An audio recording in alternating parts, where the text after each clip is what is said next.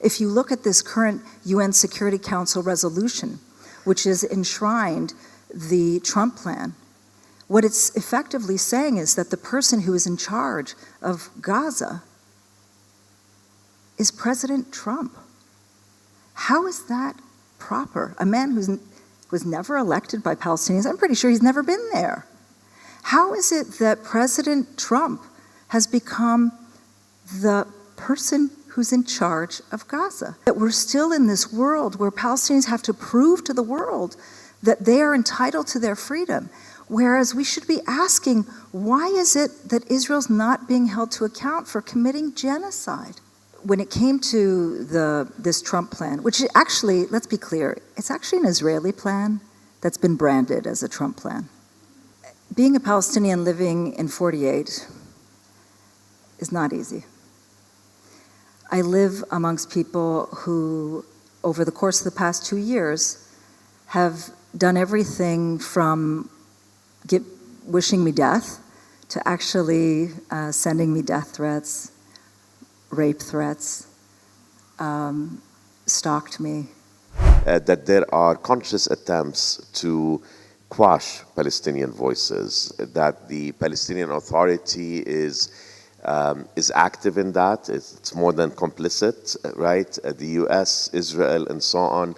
The Trump plan may be also facilitating the division of Palestine. Can we talk about that? I mean, take Fadi's point, see if you agree with it, and perhaps talk about how do we get started with that, given all the efforts to erase Palestinian voices and quash them? You know, in order to answer the question, I do want to build upon what Fadi said, and I agree wholeheartedly. And I want to say that, you know, oftentimes when people think of leadership, they're just simply looking at this idea of political leadership.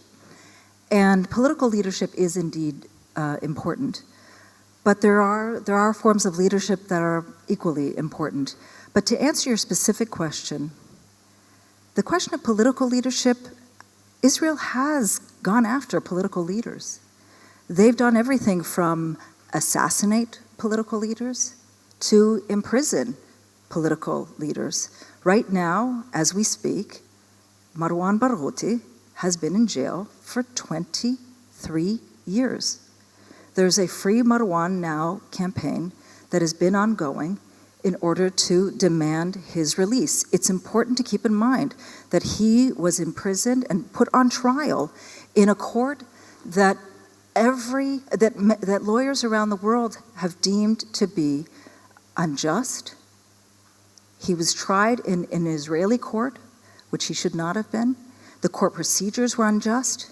He himself refused to recognize the jurisdiction of that court, and he shouldn't have recognized the jurisdiction of that court. And yet we still are in a place where nobody has been pushing internationally for his release, and we should be. He is our Nelson Mandela, and it's time for people to be recognizing that and for people to be pushing for his release. He's not the only one, by the way. He's not the only one. There are thousands of Palestinians who are currently languishing in Israeli prisons, and it's time for all of them to be released. Right? But beyond the people who Israel has assassinated and those who are currently in prison, there's also been attempts by others to go after Palestinian voices and to choose who Palestinian leaders are. And we see this now with the Trump plan that has come into place. We've seen that it's as though we're turning the clock back in time. You know, as we pushed forward for decolonization around the world, when it comes to Gaza, the clock has turned backwards. If you look at this current UN Security Council resolution, which has enshrined the Trump plan, what it's effectively saying is that the person who is in charge of Gaza is President Trump. How is that proper? A man who was never elected by Palestinians, I'm pretty sure he's never been there. How is it that President Trump has become the person who's in charge of Gaza? And it's chairman of the Board of Peace. And it's because we're still in the world where people don't see that Palestinians have a right to freedom. And again, it's totally absurd that we're still in this world where Palestinians have to prove to the world that they are entitled to their freedom. Whereas we should be asking, why is it that Israel's not being held to account for committing genocide?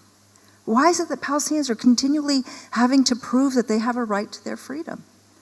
So looking at this, we're in a place now where we are both grappling with President Trump being the head of the Board of Peace, other people coming in and being the subs to the head of the Board of Peace, another set of people who are going to be appointed, again, no input by Palestinians, to be in charge of Gaza, and so on, and so on, and so on. And where are Palestinian voices in that? And at the same time, we have all of these states that are lining up or not lining up, that have recognized Palestine. And it's still not clear to me how it is that these two can be reconciled. How can you recognize a state on the one hand and be allowing Israel to be eating up that state, and then at the same time be recognizing that state and have President Trump be the head of the Board of Peace? You either recognize the state and recognize that people have a right to be free, or you're playing a simple game. And I believe that they're simply playing a game. They're throwing Palestinians a cookie and saying, we're really sorry that you experienced genocide for the past 2 years. Here's the cookie that you get, and let's move on. And where does that lead us? Where that leads us is exactly the place that Fadi has mentioned, which is we do have leaders. We do have leaders all around the world. We have leaders in Palestine. We have leaders in 48 Palestine. We have leaders in Gaza. We have leaders in the West Bank. We have leaders all throughout the world. And it's our role now to be coming together, to be focusing on our political leadership, but our leadership, once again, isn't just political.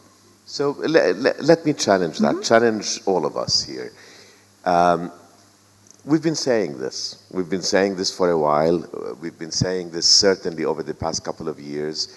The three of us were part of the major conference we did on Palestine here in Doha almost a year and a half ago. Has there been any movement? I mean, there was I guess, the National Congress that was held here earlier this year. As I was discussing it with one of our respected colleagues just yesterday, he noted to me that he didn't think there was anybody under 50 amongst the 1,000 or so people who were there. Have there been any other attempts? How do we get from the rhetoric to proper seeking of that leadership? I mean, I look at people like Fadi, like you're on the ground, you're in Ramallah, and you're exceptional, but you're also not exceptional, okay? You're not exceptional. No, you're exceptional as a human being, and I love you very dearly. In that sense, you are exceptional, but you're not exceptional in that there are many young women and men like you, and as Diana said, all over the land and elsewhere. How do we ensure that you are there, taking on leadership roles? To Diana's point, that your voices are heard. How do we get past the rhetoric? For me, it's a question of people's ears changing. Because once people start listening to us with the proper ear, then they'll hear us. I think it's that people are just so hung up on listening to only certain voices. And those certain voices are the political leadership that is enshrined in Ramallah, mainly the Palestinian Authority. Despite the fact that, as you mentioned in your opening, that the Palestinian Authority has not had elections since 2005 for the president and 2006 for the parliament. So it became illegitimate in 2009, right? Not at all. Again, it expired in 2000. Mahmoud Abbas's term expired in 2009, and then the parliament's term expired in 2010. right. And once again, that obsession with looking at just the PA and both the president and the parliament is really just focusing on 22% of Palestine. It's ignoring people like me. It's ignoring people like you. So I think when we start changing the way that we're listening, the ear that we're listening with, and start listening with a different ear to what the vast majority of Palestinians that aren't the 22%, then we'll hear something very different. Unfortunately, we've gotten used to people speaking on our behalf. Right. How do we get unused to it? We have to push. We have to push. I want to go back to the Trump plan because I think it's really important. When it came to this Trump plan, which actually, let's be clear, it's actually an Israeli plan that's been branded as a Trump plan. It really is. Okay. I mean, is there a distinction whenever we talk, whether you say the U.S. plan or the Israeli plan? There hardly is a distinction anyway, right? No, this one, specifically. This is definitely an Israeli plan with that has been branded as a Trump plan. And the reason that I'm saying this is because if you look at all of the aspects of it, it gives Israel such a veto and all of the guarantees and nothing for Palestinians.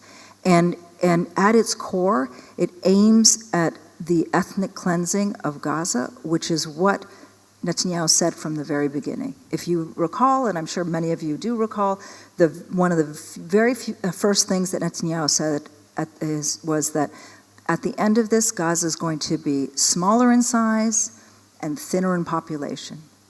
Right now, it's smaller in size and thinner in population. And just a few days ago, the Israelis announced that Rafah crossing, which is the only way to get in and out of Gaza at this point in time, is going to be opened in one direction only, and you can guess which direction, which is out. All right. So this is totally an Israeli plan that has been branded as a Trump plan. But even going to the specifics of it, what was important about this was that this was a plan where Trump made sure to get everybody involved, except for Palestinians.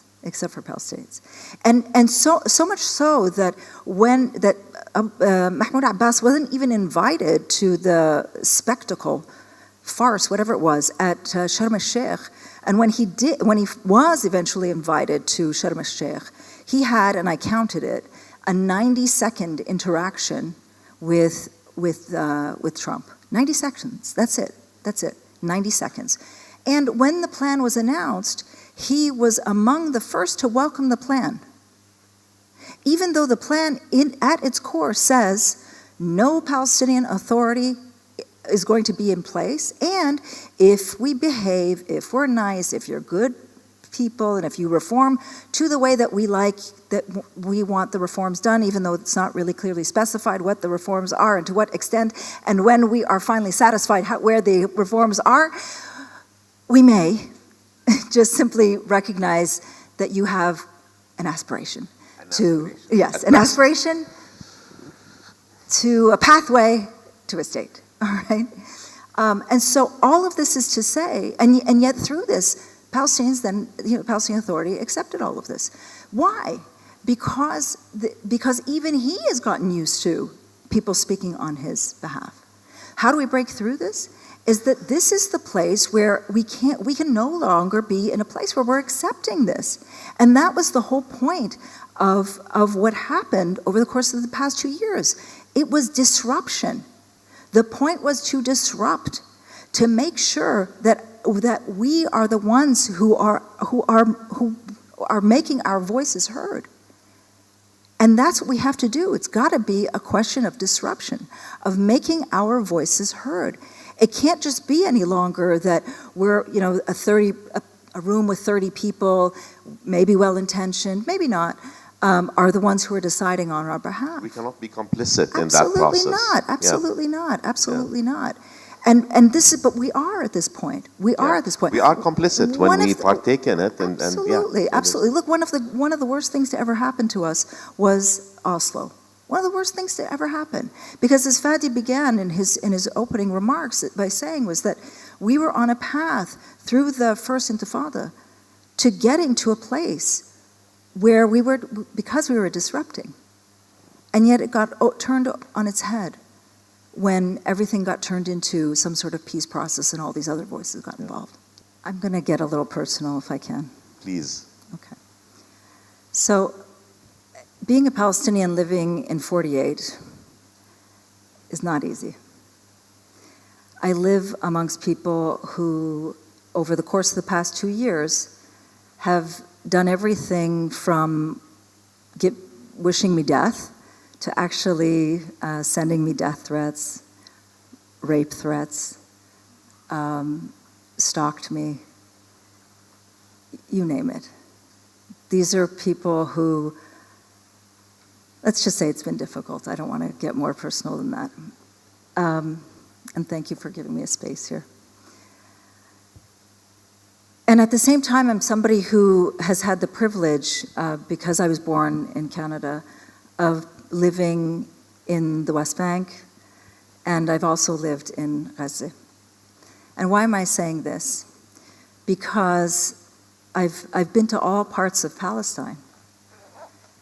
And so for me, I wake up every morning, I swear, I wake up every morning, and I imagine Palestine free, because that's the only thing you can do to keep living in Palestine, in 48 Palestine. It's the only way you can keep surviving, is by imagining a free Palestine. That's it. So what does it look like for me? I think about the people I've met over my lifetime who say to me, who are part of, for example, Al-Aqsa Martyrs Brigade, who've never seen Al-Aqsa. I think about my friends who are from the West Bank who ask me what the sea looks like. I think about my friends from Gaza who ask me what Al-Aqsa looks like. I think about, and who have a picture of it in their house. I think about my friends from Gaza who ask me what Nablus looks like. So for me, liberation looks like this. My friends from Gaza coming to visit me in my home in Haifa, rather than us coming to Doha to see one another. It looks like my very best friend from Ramallah coming to visit me and have a meal with me in my house in Haifa. She's never been to my house, ever. It looks to me like my friends in Ramallah visiting my other friends in Gaza, and vice versa. And all of us enjoying life and never having to be on the front page of the newspaper again, except for our excellence. That's what liberation looks like to me.